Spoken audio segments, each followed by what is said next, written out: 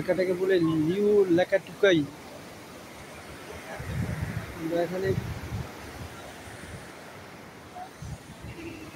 New লেকাটুকাই এর একটা lake পারে আছি।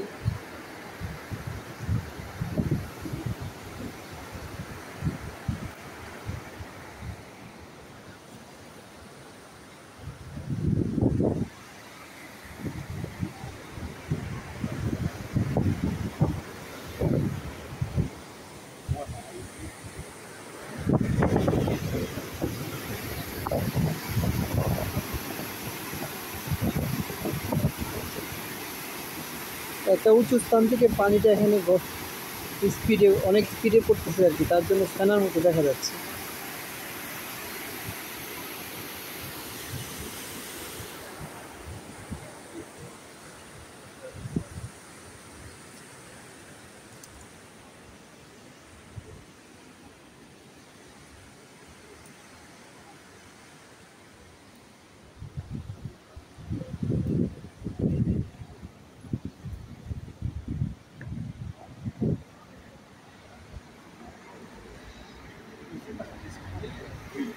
এটা মার্চেন্ট শহরের একটা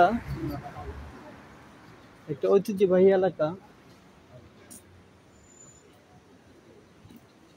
রিও ডি ক্যাম্পেল। এখানে একটা মানে গলির পরে পরে নতুন নতুন নাম আসে। রিও ডি ক্যাম্পেল আছে, রিও ডি গুলিও আছে, রিও ডি গেমবেটা আছে, পাশাপাশি সব।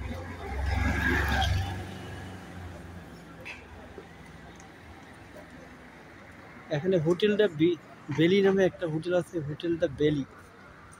এটা হচ্ছে হোটেল দ্য বেলি। হোটেল দ্য বেলির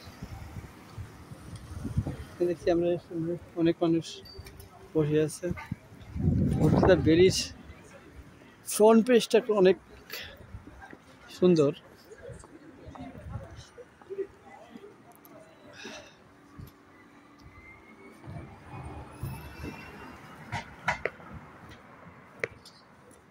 গাছগুলা মনে হয় যে মরে গেছে, আসলে কৃত্রিমভাবে এগুলা করা হয়েছে, সৌন্দর্য বর্ধনের জন্য করা হয়েছিল। তা আসলে দেখতে সুন্দরই লাগতেছিল, গাছগুলো আসলে দেখতে সুন্দর, যদি এটা মনে হচ্ছে যে মৃত, কিন্তু গাছগুলা কৃত্রিমভাবে এরকম ডেকোরেশন করা হয়েছে যাতে সৌন্দর্য বর্ধনের কাজে লাগে। এটা হোটেলটা বেলির সামনের ফ্রন্ট সাইডটা আর কি, অনেক স্পেস দিয়ে আছে হোটেলটার। এখানে বিকেলবেলা অনেক মানুষ আড্ডা দেয়। এখানে বেঞ্চ পাতা, অনেকগুলো বেঞ্চ পাতানো আছে, সবাই বিকেলবেলা বসে এখানে অনেক আড্ডা দেয়। এই গাছগুলো দেখতে মনে হয় মৃত, কিন্তু আসলে মৃত না। এগুলা কেটে এরকম করা হয়েছে আর কি, সৌন্দর্য বর্ধনের জন্য। আমিও প্রথম মনে করছিলাম এই গাছগুলো মৃত, কিন্তু কাছে যখন আসলাম তখন তো দেখলাম না মৃত না। গাছগুলা এই ডালপালা এইভাবে কাটা হয়েছে যাতে একটু সুন্দর লাগে আর কি দেখতে। তো অনেক নিখুঁতভাবে, অনেক সুন্দরভাবে তারা কেটে এই পর্যায়ে নিয়ে আসছে আর কি, যাতে দেখতে সুন্দর লাগে।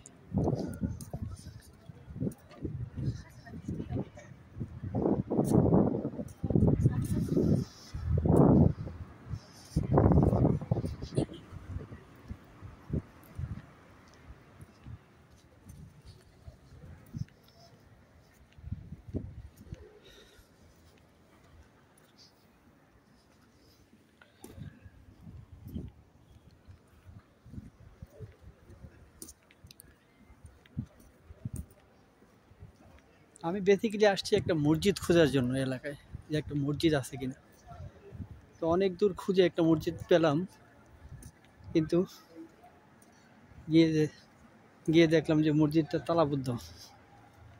সে নামাজের পরে এখানে তালা দিয়েই রাখে, খোলা রাখে না। আমাদের দেশের মতো এভাবে ওপেন খোলা থাকে না, যে কোনো সময় নামাজ পড়া যায় এরকম থাকে না। বেশিরভাগটা আমি খোলায় বন্ধই থাকে, যখন নামাজের টাইম হয় তখন খুলে।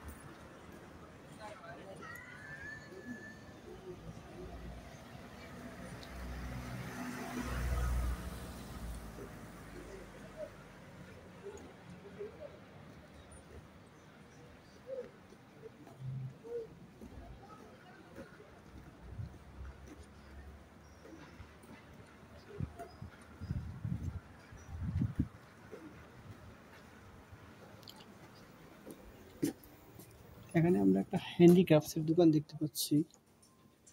এখানে তারা হ্যান্ডিক্রাফটের কিছু আইটেম বিক্রি করে।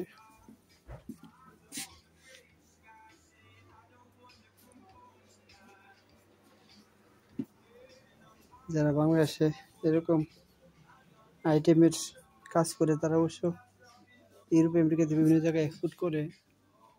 আমার সাথে অনেকগুলো কোম্পানিতে, আমি একটা হ্যান্ডিক্রাফট কোম্পানিতে একবার কাজ করেছিলাম। সেই সুবাদে বাংলাদেশের কিছু কিছু প্রতিষ্ঠানের সাথে পরিচয় ছিলাম যে তারা ইউরোপে এক্সপোর্ট করে। আমার কোম্পানিও এক্সপোর্ট করতো, আমি যেটাতে ছিলাম। আমি একটা গ্রুপ অফ কোম্পানিতে ছিলাম, যদিও ওইটার একটা পার্ট ছিল এক্সপোর্টের, হ্যান্ডিক্রাফট তাদের ছিল। সেই এক্সপোর্ট পার্টটাও আমি একসময় দেখতাম। সেই পারপাসে হ্যান্ডিক্রাফটও যে দেশে আসে, হ্যাঁ, এটার প্রমাণ পাওয়া গেল আর কি।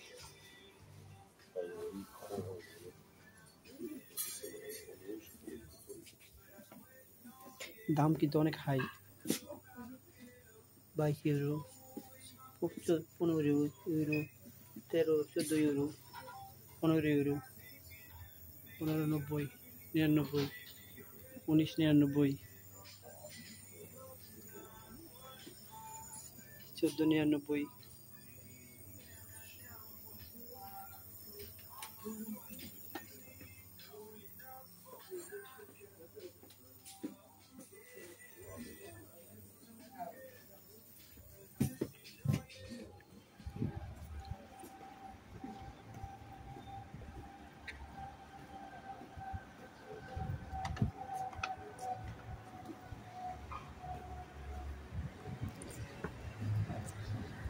আমি একটা কাপড়ের দোকানে ঢুকতেছি। আমাদের দেশের কাপড়ের শোরুমগুলোর মতোই এখানে শোরুমগুলা।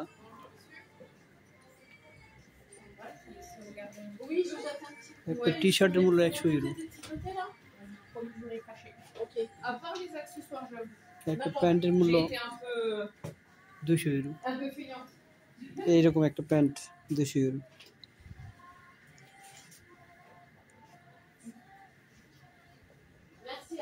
À bientôt, Sandra, merci.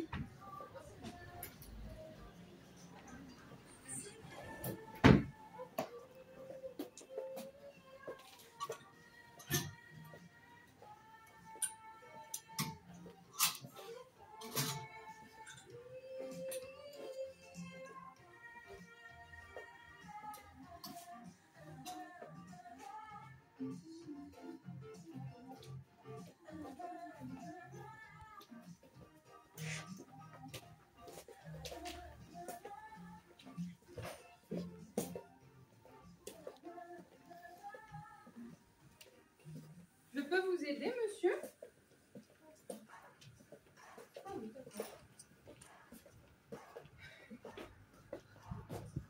C'est de l'adolescent? Ah, de lui? C'est pas স্কুটারটার দাম Excusez-moi, Viviane, moi je suis à fond dans le. 155 euro. বাংলাদেশে বিক্রি করে এগুলা সর্বোচ্চ 5 থেকে 10 ইউরো করে বিক্রি বা ডলার বিক্রি করি। তারা প্রচুর লাভ করে এখানে। যে আইটেম বাংলাদেশ থেকে কিনে নিয়ে আসে তারা 10, 15, 20 ইউরো দিয়ে বা ডলার, 10-20 ডলার দিয়ে তারা এখানে 150, 200, 250, 300 ইউরো বিক্রি করে। দামের পরিমাণ অনেক বেশি।